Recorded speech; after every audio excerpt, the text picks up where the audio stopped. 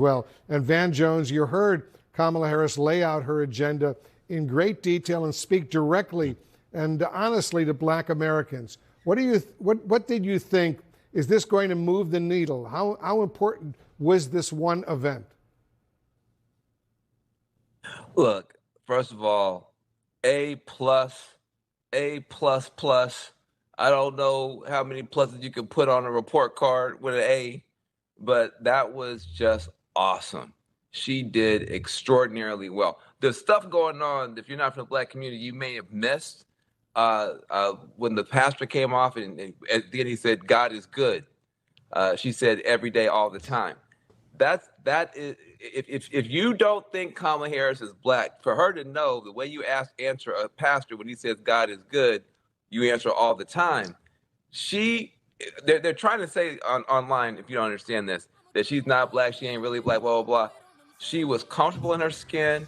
She was fluid. She talked about stuff that black folks really care about. She got to the prostate cancer that's going on. It's ripping us apart. She did a magnificent job. And my only thing is put her out there all the time. Give her her own radio show. The more you listen to Kamala Harris, the more you understand that she is nuanced on policy. She does know how to make these connections between what people are going through. I just thought she did a fantastic job. That's the best she's done since she ripped Donald Trump apart on the debate stage. She was indeed very, very impressive. And Jamal Simmons, I'm anxious to get your thoughts as well. Do you think the vice president did enough to address the concerns from black voters, especially young black men who may be on the fence right now about voting in this election? Yeah, I think there are a lot of different concerns that exist in the African-American community, particularly around Kamala Harris running. But I will tell you, black men should take a victory lap right now. These young black men who've been holding out and saying, I want to see more. I want to see something concrete. I want to know what your plan is. I want to know numbers. I want to see some real data. They should take a victory lap because they got that from the vice president. The vice president said, okay, fine. Is that what you want? Here you go. And she put out that economic opportunity agenda for black men. And I think now we can see it for whether it's 1 million, small business loans forgivable up to $20,000, focusing on healthcare things like prostate cancer and sickle cell that affect African-American men. There are all these little pieces in there that she has to try to get wealth, to try to help people do the pipelines for work, including for teachers, where you have 1 or 2% of the teachers in America are black men. I have a school-age kid right now who had an African-American kindergarten teacher. He's the only black man in the entire elementary school teaching class. So I think this is something that's incredibly important for these kids and for black America. So I think they should take a victory lap. They held the feet to the fire of both sides, both Donald Trump and Kamala Harris. And Donald Trump does not have the same kind of plan. He does not have a plan for African Americans. In fact, he wants to put tariffs on, which I think people have said are going to lead to taxes. So they should take a victory lap. And the person who asked that question, who said, is this just happening because of politics? Well, no, of course not. She's been working on this her career. When I was in her office, we were working on a Black Male Initiative. This is something that she's been working on for a long time.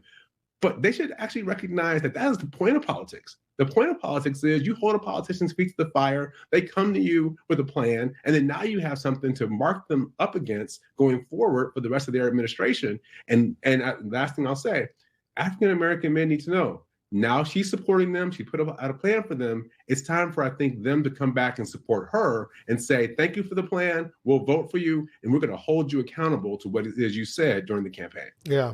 Brian Lanza, I'm anxious to get your thoughts as well. What did you think? And what was your reaction to what we just heard from Kamala Harris? Listen, I think the struggle that Kamala Harris has is obviously an economic struggle, specifically with men of color under 35. They sort of see her in the Biden administration as a path of hopelessness. They don't see a real hopeful future with their policies. And that's why President Trump's gaining support with that group, and that's why he continues to gain support.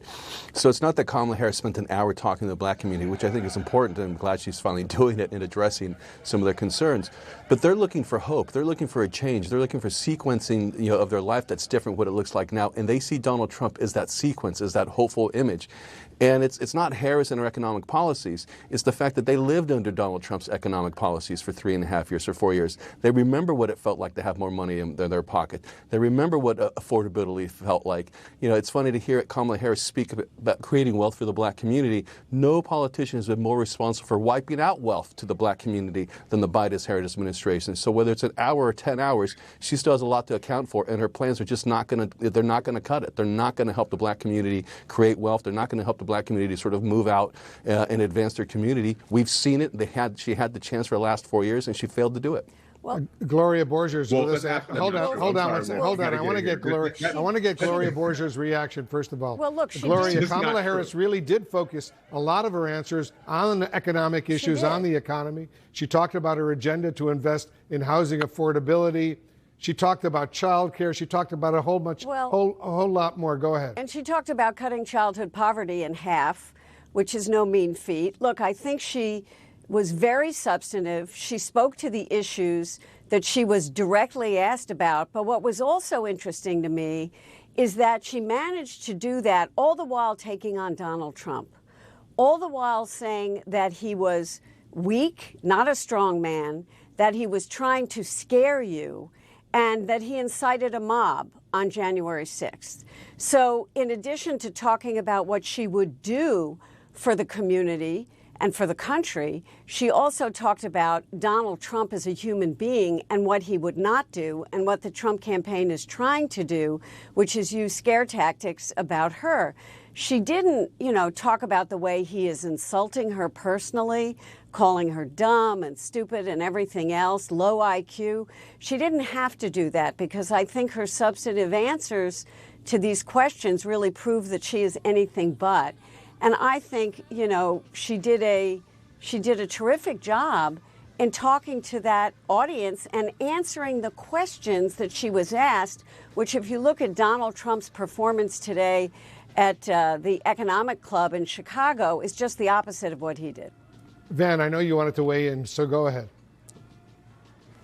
I see it differently than Brian, in that black wealth has actually gone up under the Biden-Harris administration, and also our unemployment rate is the lowest it's ever been. So I agree there were some good things that happened during the Trump administration, but I just think you're way overstating the case with what's happening with the black community. Now, we need more, and I agree very much with the prior statement that for African-American men to say we need concrete specifics and to get them, I think was great.